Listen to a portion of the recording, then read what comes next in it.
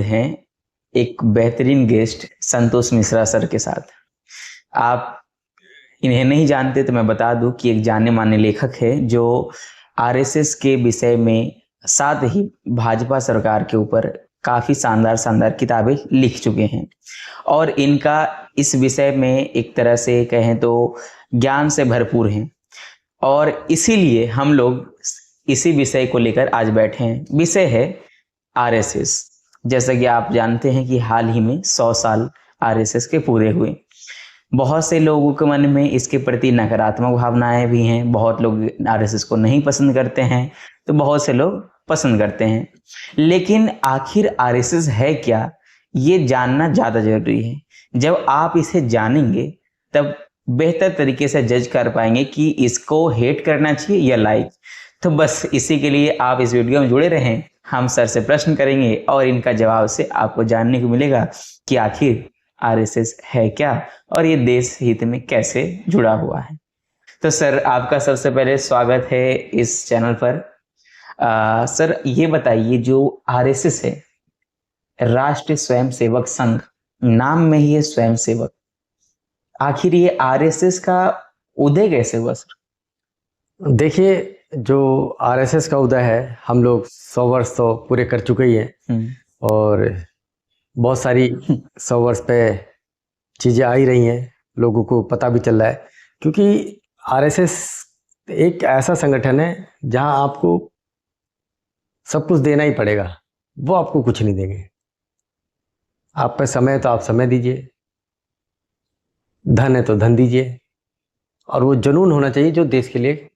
सबसे बड़ी बात यह है कि देश के लिए जो काम करने का जुनून है वो बहुत ज़रूरी है। क्योंकि 1925 में जब संगठन बना, क्योंकि जब बना उस टाइम देश आज़ाद नहीं था, और जाहिर सी बात है, अगर मैं थोड़ा और पीछे ले जाऊं, अगर यही संघ 1900 में बना होता तो अंग्रेज उसी टाइम छोड़ के चले जाते भारत। क्योंकि एक ऐसा संगठन जो निस्वार्थ देश के लिए काम करे। क्योंकि हम इसलिए संगठन की बात करें क्योंकि 100 साल किसी संगठन के लिए एक मील का पत्थर है साबित होना। कोई संगठन दूर दूर तक, कई तो ये भी कह सकते हैं आप कि सभ्यताएं बदल जाती हैं, हर क्षेत्र की अलग अलग भाषाएं हैं, कुछ राज्य की जाति चेंज हो जाती है। इतना बड़ा संगठन, और वो भी इतने, जो हमारा देश है भारत, क्योंकि जैसे जैसे आप राज्य बदलोगे या प्रांत बदलोगे, भाषाएं बदल जाती हैं, खाने पीने के तरीके बदल जाते हैं। सर मेरा प्रश्न वही है कि इसका उदय का जरूरत कैसे पड़ा, क्यों ये आरएसएस अस्तित्व में आया, इसका उद्देश्य क्या रहा? देखिए, उद्देश्य तो जो रहा देश की कहीं ना कहीं अखंड भारत बनाने में, और जो हिंदू इधर उधर भटका हुआ है उसको एक ही जगह लाने में, और जो हमारा देश है ये बहुत जातियों से बटा हुआ है। और आरएसएस के जो कार्यकर्ता हैं उसमें सबसे बड़ा फायदा ये कि वहाँ पे जाति की बात नहीं होती, वहाँ राष्ट्र की बात होती है, समाज की बात होती है।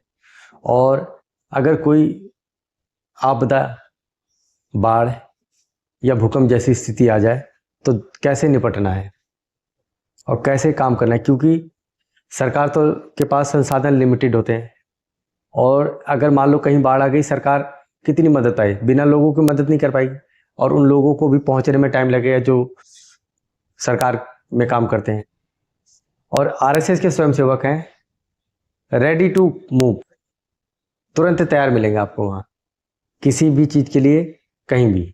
जी सर, जैसा कि आरएसएस अपने आप को कहती हुई है कि वो विश्व का सबसे बड़ा वर्दीधारी संगठन है और ये एक एनजीओ की तरह काम करती है जो जरूरत के समय पे हमेशा आगे आती है और पूरा स्वयं सेवा के रूप में रहता है।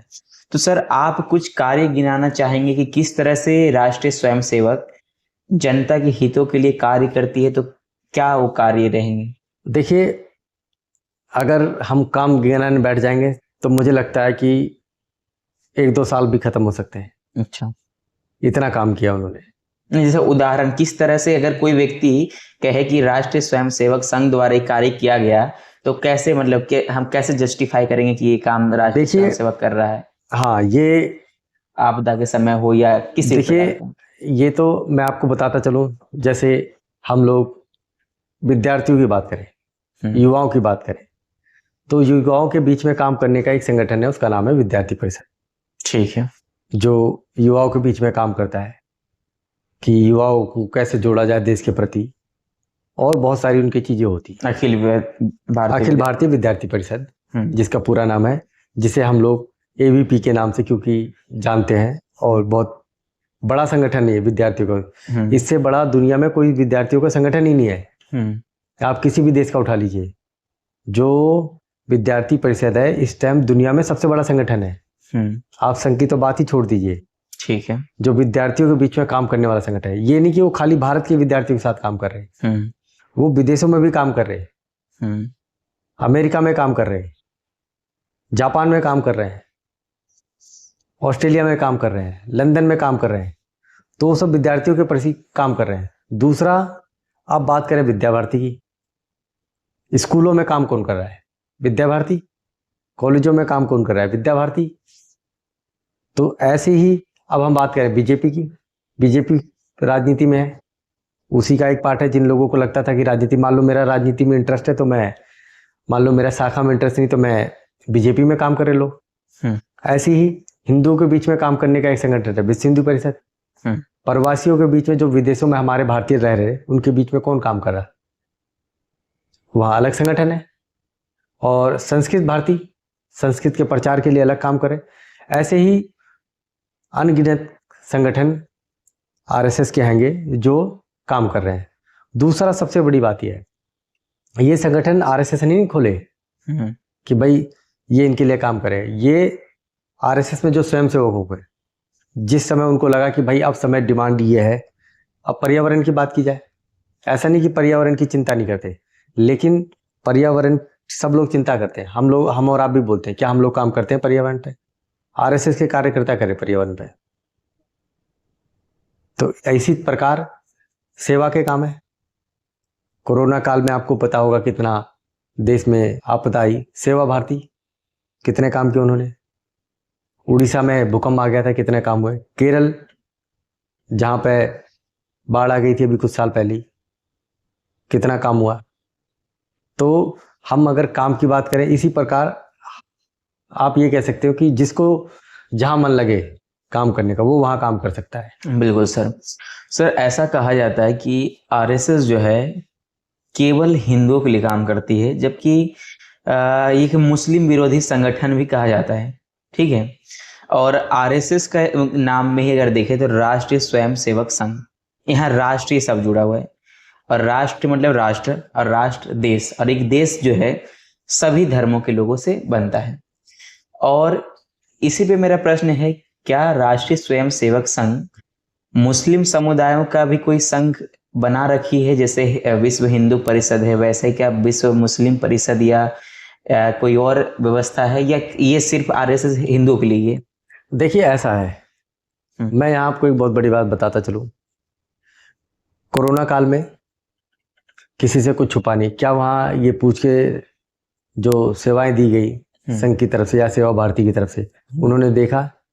या केरल में बाढ़ आ गई तो क्या उन्होंने देखा कि भाई हम जिसे मदद कर रहे हैं वो कौन सी धर्म के लोग हैं? केरल तो एक करीब करीब जहाँ तक मुझे पता है 80 से 90% क्रिश्चियन लोग हैं, ठीक है।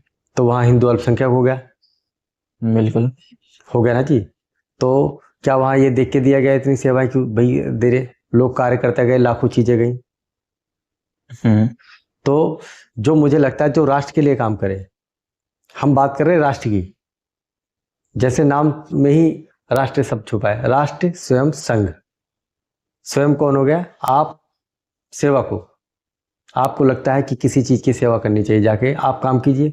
आपको लगता है 2 घंटे हम समाज को दे सकते हैं किसी विषय पे, उस पर काम कीजिए।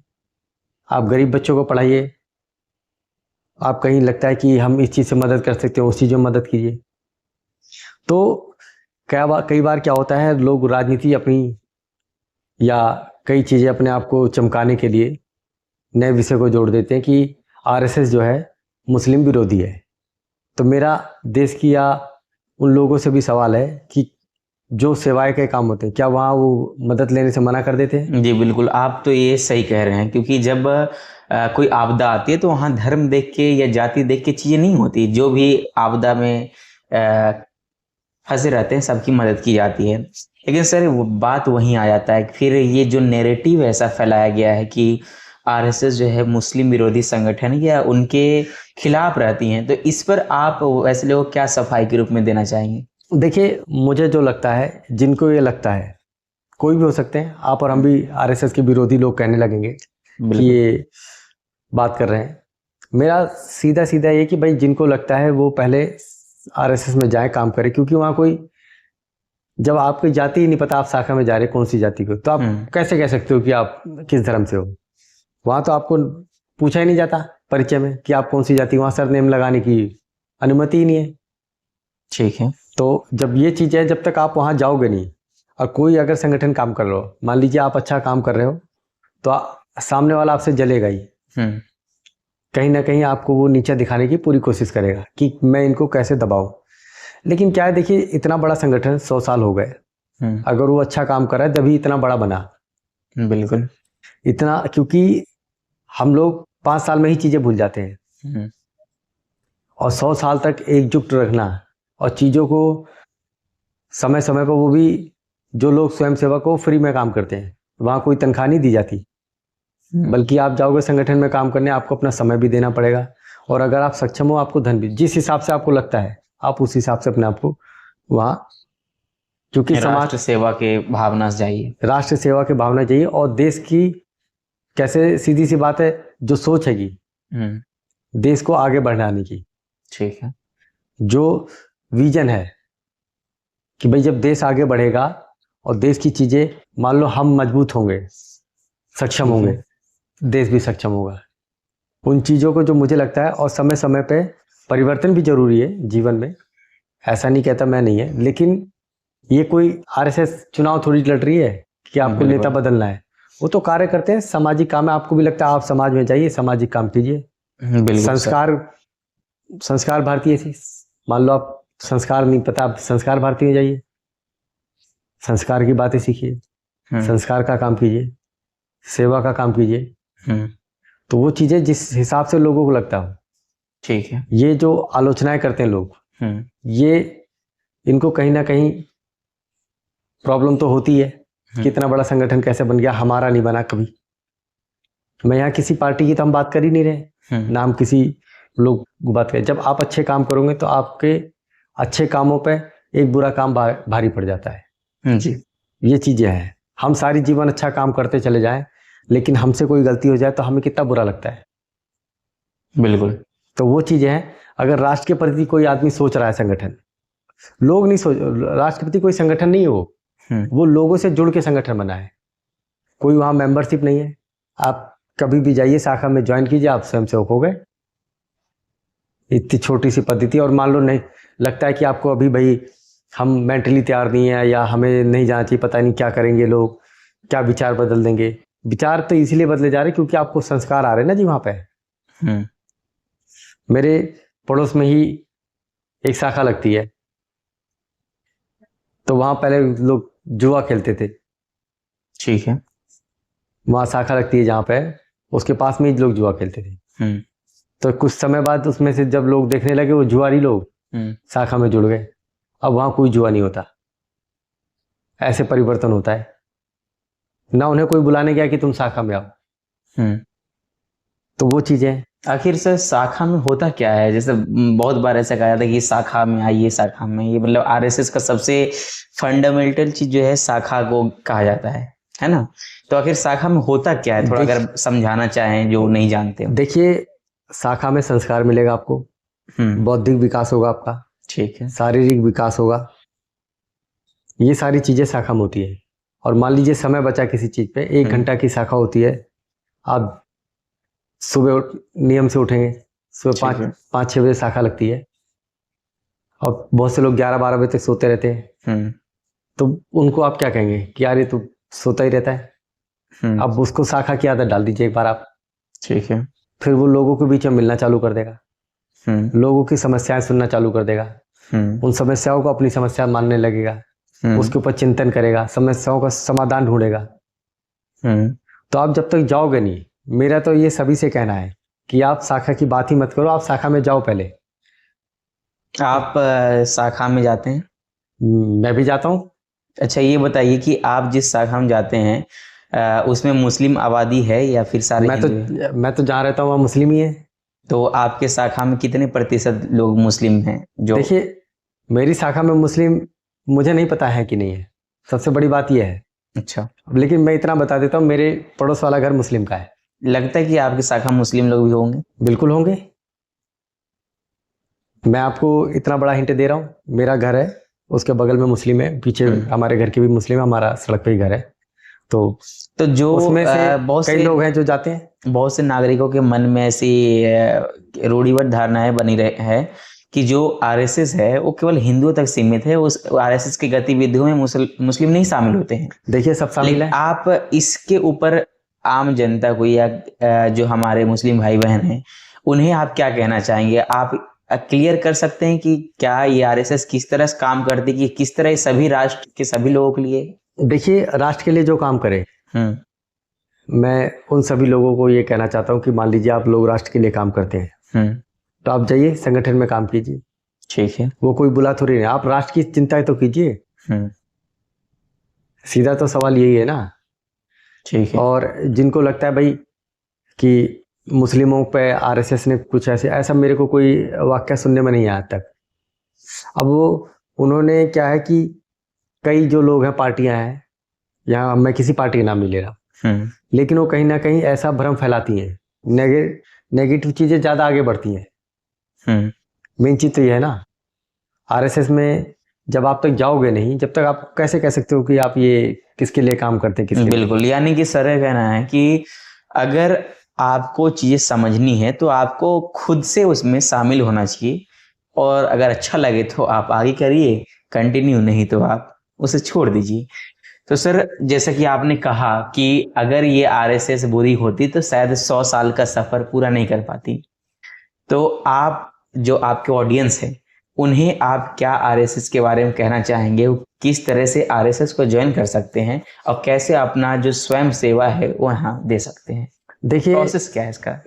सीधी सी बात है, आपके आसपास में जहाँ कोई शाखा लगती हो आप लोग जाइए, और हिचकिचाहट हो रही है तो किसी स्वयंसेवक से बात कर लीजिए, आपके अड़ोस पड़ोस में होंगे ही, कि हमें शाखा में जाने का तो मन है लेकिन हमें पता नहीं है, थोड़ा बता दीजिए।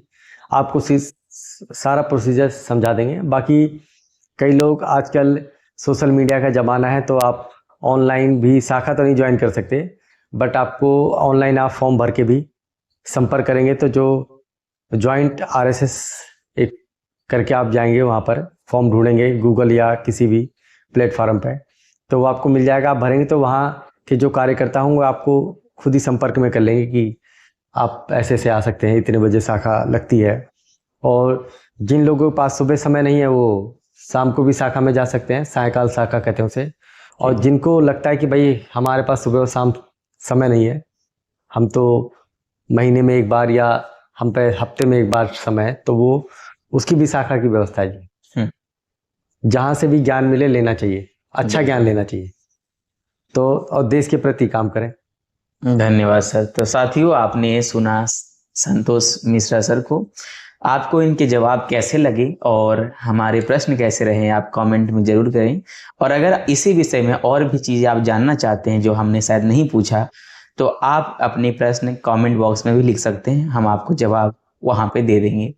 इसी के साथ अगर आप किसी अगले विषय में रुचि रखते हैं और जिस पे आप सर को सुनना चाहते हैं तो वो भी लिख सकते हैं।